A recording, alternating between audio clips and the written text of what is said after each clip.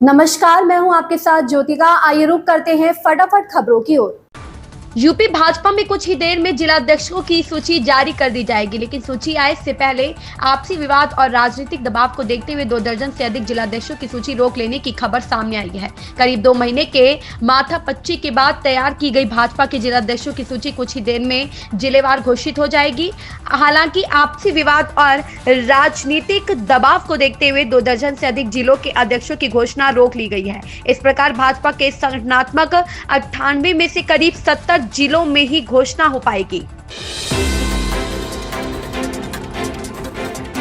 प्रधानमंत्री नरेंद्र मोदी ने अमेरिका के जाने माने पॉडकास्टर लेक्स फ्रीडमैन के साथ लंबी बातचीत की है। इस पॉडकास्ट का प्रसारण रविवार 16 मार्च को शाम 5:30 बजे होगा। इसमें पीएम मोदी की बचपन से लेकर सार्वजनिक जीवन की यात्रा समेत विभिन्न मुद्दों पर चर्चा हुई है। पीएम मोदी ने खुद सोशल मीडिया पोस्ट में इस बातचीत की जानकारी साझा की। पीएम ने लिखा, लेक्स फ्रीडमैन के साथ बातचीत वास्तव में शानदार रही।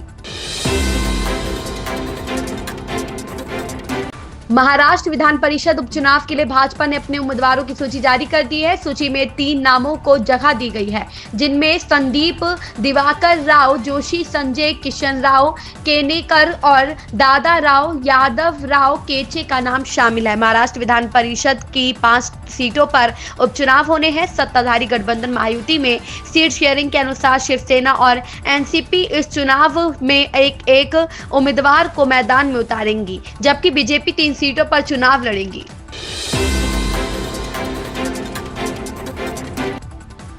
न्यूजीलैंड के प्रधानमंत्री क्रिस्टोफर लक्सन भारत दौरे पर पहुंचे। केंद्रीय मंत्री एसपी सिंह बघेल ने उनका स्वागत किया। वह रायसीना डायलॉग 2025 में मुख्य अतिथि और मुख्य वक्ता होंगे। न्यूजीलैंड के प्रधानमंत्री क्रिस्टोफर लक्सन रविवार को 5 दिवसीय भारत दौरे पर पहुंचे। केंद्रीय मंत्री एसपी सिंह बघेल ने हवाई अड्डे पर उनका स्वागत किया। वह रायसीना डायलॉग 2025 में मुख्य अतिथि और मुख्य वक्ता के रूप में शामिल होंगे। प्रधानमंत्री नरेंद्र मोदी के निमंत्रण पर लक्सन 16 से 20 मार्च तक देश में रहेंगे। केंद्रीय गृह मंत्री अमित शाह रविवार को असम के कोकराझार में ऑल बोडो स्टूडेंट्स यूनियन के 97वें वार्षिक सम्मेलन में शामिल हुए। सम्मेलन में अपने संबोधन में अमित शाह ने कहा कि कांग्रेस ने बोडो समझौते पर हस्ताक्षर करने पर हमारा मजाक उड़ाया, लेकिन इस समझौते से बोडोलैंड में शांति और विकास आया।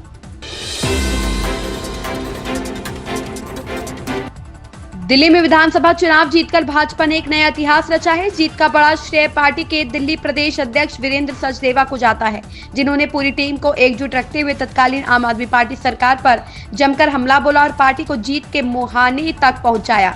रविवार को दिल्ली भाजपा के संगठन चुनावों की घोषणा हो गई।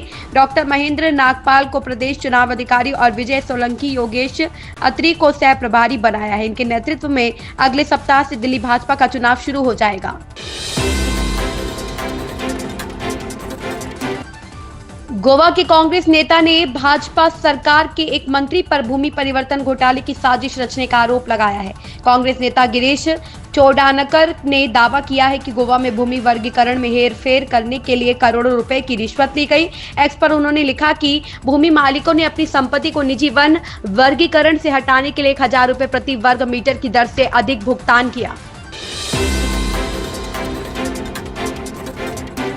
भारतीय जनता पार्टी के नेता और तेलंगाना की गोशा महल सीट से विधायक टी राजा सिंह ने केंद्र सरकार को पत्र लिखा है। इस पत्र में टी राजा सिंह ने मांग की है कि मुगल सम्राट औरंगजेब के मकबरे के रखरखाव पर हुए खर्च की विस्तृत जानकारी मांगी है। साथ ही भाजपा विधायक ने औरंगजेब के मकबरे पर होने वाले खर्च को तत्काल रोकने की मांग की है।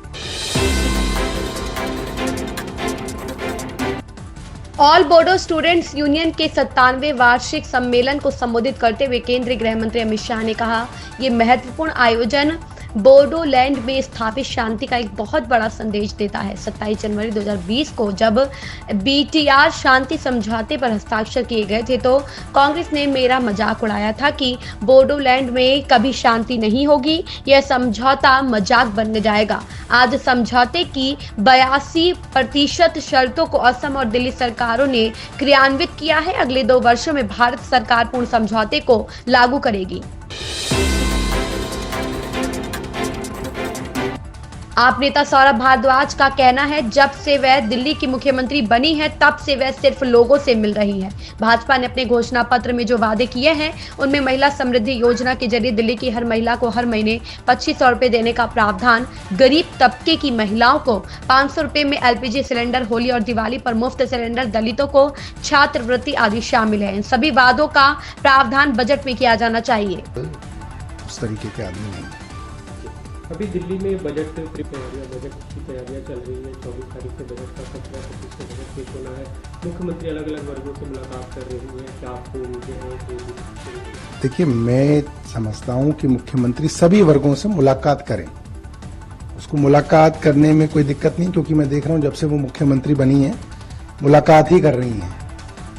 और जो वादे भारतीय जनता पार्टी ने अपने मैनिफेस्टो में किए हैं, 2500 रुपये महिलाओं को देने का वादा, उसका बजट में आपको प्रोविजन जो है वो करना पड़ेगा। 500 रुपये सिलेंडर और होली दिवाली पे मुफ्त cylinder, auto rickshaw, e rickshaw, इन सब लोगों के लिए जो आपने लाइफ इंश्योरेंस और हेल्थ इंश्योरेंस के वादे किए ये आपको पूरे करने पड़ेंगे। दलितों के लिए आपने जो स्कॉलरशिप की बात कही थी उसका प्रोविजन आपको करना पड़ेगा। और जो आपने अलग अलग समाज के लोगों के लिए, जैसे स्टूडेंट्स को आपने कहा था नर्सरी से लेकर कॉलेज तक मुफ्त शिक्षा, इस तरीके की तमाम योजनाएं जो हैं वो हमारी मुख्यमंत्री जी देख लें कि मैनिफेस्टो में क्या क्या है और उनका प्रोविजन बजट में करें। अगर उनका प्रोविजन बजट में कर दिया तो उनको किसी से मिलने की जरूरत नहीं, क्योंकि वो जो मैनिफेस्टो बना था इनका वो सभी अलग। इन खबरों में बस इतना ही। बने रहिए हमारे साथ।